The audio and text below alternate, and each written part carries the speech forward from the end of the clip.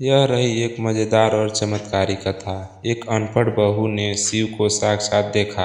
सावन की चमत्कारी कथा। बिहार के एक छोटे से गांव में चंदनपुर में सावन का महीना जैसे ही शुरू हुआ, हर गली में हर हर महादेव की गूंज सुनाई देने लगी। इसी गांव में एक गरीब परिवार था, बूढ़ी सास गंगा और उसकी बहू राधा। राधा एकदम अनपढ़ थी, कभी स्कूल नहीं गई, लेकिन उसके मन में भगवान शिव के लिए इतनी भक्ति थी कि उसका चेहरा हर सोमवार को बस भोलेनाथ का नाम जपते जपते दमक उठता था। हर सोमवार को वह अपने छोटे से आंगन में गंगा जल और बेलपत्र रखती और बिना किसी शास्त्र विधि के बस भोलेनाथ को अपने अंदाज में पुकारती। भोले बाबा, हमको कुछ नहीं आता, लेकिन तू है ना, बस तुझसे प्रेम करती रहूं बाबा। गांव की बाकी औरतें उसका मजाक उड़ाती, कहती पढ़ी लिखी नहीं, पूजा पाठ भी सही नहीं करती, भगवान तुझसे क्या प्रसन्न होंगे। लेकिन राधा बस मुस्कुरा देती। उस दिन बारिश हो रही थी, घर की छत टपक रही थी, सास बीमार थी और राधा ने रात भर सेवा की थी। सुबह होते ही उसने बिना कुछ खाए पिए भोलेनाथ को पूजा की। वही बेलपत्र, वही टूटा फूटा दिया, वही सादगी और वही भक्ति। उसी दिन गांव में शिव मंदिर के पास एक संत आए। उन्होंने कहा, आज भगवान स्वयं अपने भक्त से मिलने आएंगे। लोग मंदिर की ओर भागे, घंटा घड़ियाल बजाने लगे, पर तभी एक साधारण वृद्ध व्यक्ति राधा के दरवाजे पर आए और बोले, बेटी थोड़ा भोजन मिलेगा। राधा ने उन्हें बैठाया, जो कुछ घर में था, सूखी रोटी और गुड़, वही परोसा। वो वृद्ध संत मुस्कुराए और बोले, बेटी तूने तो भगवान को प्रसन्न कर दिया।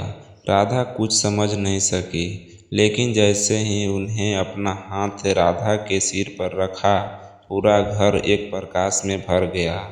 वो वृद्ध साधु अचानक तेज प्रकाश में बदल गए। राधा के सामने स्वयं भगवान शिव खड़े थे, त्रिशूल जटाए गंगा और उसके साथ माता पार्वती भी थी। राधा घबरा गई, रोने लगी, पैर पकड़ लिए। शिव बोले, तू अनपढ़ है, लेकिन तेरी भक्ति सबसे अच्छी है। तूने अपने प्रेम से हमें बुला लिया। पार्वती माता ने उसे गले से लगाया और आशीर्वाद दिया, अब तेरा घर कभी खाली नहीं रहेगा, तुम्हारा आंगन हमेशा प्रेम और समृद्धि से भरा रहेगा। राधा का घर धीरे धीरे सुधरने लगा। बारिश रुकी, सास की तबीयत ठीक हुई। अगले सोमवार गांव की वही औरतें जो राधा को ताना मारती थी, अब उसी से पूजा विधि पूछने लगी।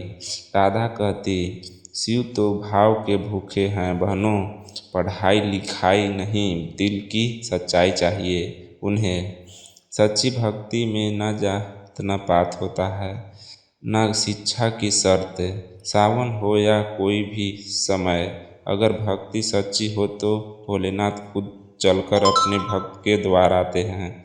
एक अनपढ़ बहू ने शिव को साक्षात देखा। सावन की चमत्कारी कथा।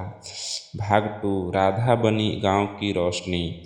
शिव और पार्वती के साक्षात दर्शन के बाद राधा की जिंदगी पूरी तरह बदल चुकी थी। उसका घर, जो पहले टूटी हुई दीवारों और छत की बूंद बूंद टपकती छत से जूझता था, अब वहाँ सुख शांति और समृद्धि ने जगह बना ली थी। उसके घर का आंगन अब फूलों से महकता था और वहाँ जहाँ पहले सिर्फ सास और बहू की सिसकियाँ सुनाई देती थी, वहाँ अब शिव का नाम कीर्तन और भक्तों की भीड़ लगने लगी थी। गांव वालों को जब यह बात पता चली कि भोलेनाथ ने राधा को दर्शन दिए हैं, तो जो लोग उसे अनपढ़ गंवार कहकर ताने देते थे, अब उसे शिवदासी कहकर श्रद्धा से प्रणाम करने लगे। गांव के सबसे बड़े पंडित पंडित रामविलास शर्मा, जिन्होंने अपनी पढ़ाई और शास्त्र ज्ञान पर घमंड था, उन्होंने यह सब कुछ सुना और बोले, क्यों भैया, भगवान इतने आसानी से दर्शन दे देते हैं क्या, वो भी एक अनपढ़ बहू को। जरूरी नहीं कि कोई धोखा होगा, मैं चलकर देखता हूँ। पंडित जी राधा के घर पहुँचे और सवाल पर सवाल दाग दिए। तूने कौन सा मंत्र पढ़ा? कितने बेलपत्र चढ़ाए? गंगा जल कहाँ से लाया? राधा शांत भाव से मुस्कुराकर बोली, पंडित जी मुझे कुछ नहीं आता, बस इतना कहती हूँ, भोले बाबा मैं अनपढ़ हूँ, लेकिन आप मेरे पिता जैसे हो, मुझे प्रेम से देख लो। पंडित जी चुप हो गए, लेकिन उसी रात उन्हें स्वप्न में भगवान शिव ने दर्शन दिए और बोले, पंडित जी जिसे तुझ समझ रहा था वही मेरी सबसे प्यारी भक्त है। पढ़ाई तेरे बस पास है, लेकिन प्रेम उसके पास है। सुबह होते ही पंडित जी राधा के द्वार पर नतमस्तक हो गए। राधा ने किसी से बदला नहीं लिया, उसने हर किसी को क्षमा कर दिया।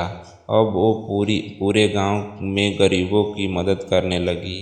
उसने एक छोटी सी शिव कुटिया बनवाई, जहाँ रोज भजन कीर्तन और भोले बाबा की पूजा होती थी। सावन के हर सोमवार को गांव की हर बहू हर बेटी राधा के साथ मिलकर व्रत करती और शिव की कथा सुनाती। राधा ने कोई किताब नहीं पढ़ी, लेकिन उसके बोलचाल अब ज्ञान से भरे हुए थे। वह कहती, भक्ति में शुद्ध मन ही सबसे बड़ा मंत्र होता है। भोले को फूल नहीं, तुम्हारे आंसुओं से भरी सच्ची प्रार्थना चाहिए। एक दिन गांव में भयंकर सूखा पड़ा, कुएं सूख गए, खेत जलने लगे। राधा ने अपनी कुटिया में एक दीपक जलाया और बस यही प्रार्थना की, भोले अगर मेरी भक्ति में कुछ सच्चाई है तो इस गांव को पानी दे दो। अगले ही पल बादल घिर आए और ऐसी बारिश हुई कि सारा गांव झूम उठा। किसान नाचने लगे, बच्चों ने भोले बाबा के नाम की पताकाएं उठाई और सबने मिलकर कहा, जय शिव भक्ति भक्त राधा बहू की जय। एक अनपढ़ बहू ने न सिर्फ भगवान को दर्शन दिए, बल्कि पूरे गांव को भक्ति और प्रेम का रास्ता दिखाया। हर हर महादेव।